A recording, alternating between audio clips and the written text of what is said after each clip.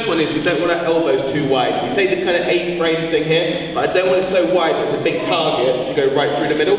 I want to have my elbows closed and I want to be looking through with one eye just so I can see what's going on. Okay, so I can still see through the middle, but it's not so far, it's a big open invitation to punch me in the face. Okay? And the second one is we don't want any gap. It's really, really common for beginners when they get hit, they want a gap here between their head and their hands. What that means though is that Steve hits me hard, I bounce back and I hit myself in the head, which we don't want to do. It's almost like it's like a helmet. So the tighter the helmet is, the more impact it's going to absorb. So if I've got my shoulders up, I've got my chin down, and I've got my hands really close and tight to my head, it's going to absorb more impact. But if my shoulders are down, my chin's up, and my hands are out here, they're just going to go through it, especially if it's someone big and strong, etc.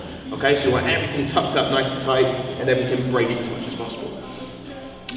We've got our before, during and after. We've done this with the JKD stuff where we've said look at the trapping, where Steve, either I can beforehand, so I trap him before he does anything, I trap during, so if you send me a punch, I trap during, or send me a punch, I move, then I trap. So I've got my before, during and after. This is the same thing with this crashing and entering.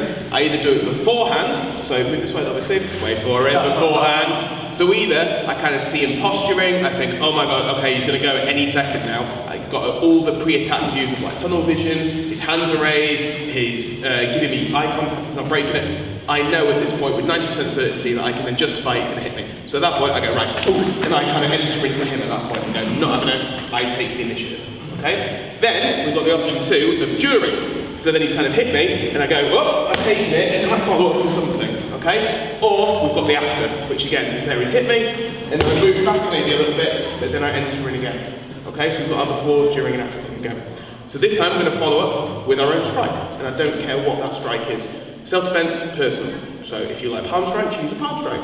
If you want to do a hammer, you do a hammer fist. If you want to do an elbow, you do an elbow. Anything you want to do at that point is fine, okay?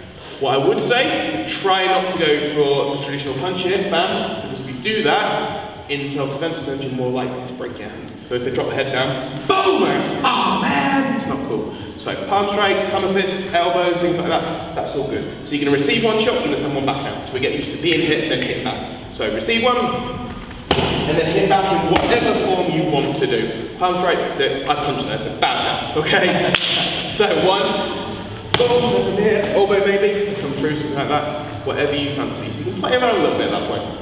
Be careful of your pad feeder, be aware of your pad feeder, okay? Your pad feeder's giving you a little bit of a test here. So if you go one, boom, like that, that's not great pad feeding, okay? So take it slow and build it up until you know your pad feeder and you kind of trust your range as well, okay? Especially with the elbows and stuff like that, because it doesn't take a lot to go this way and start cutting things. So be aware of just catching little points. So take it slow, go up, but receive one now, and then hit one back. Okay? Cool, give that a go. Same thing, 2 minutes, double swap.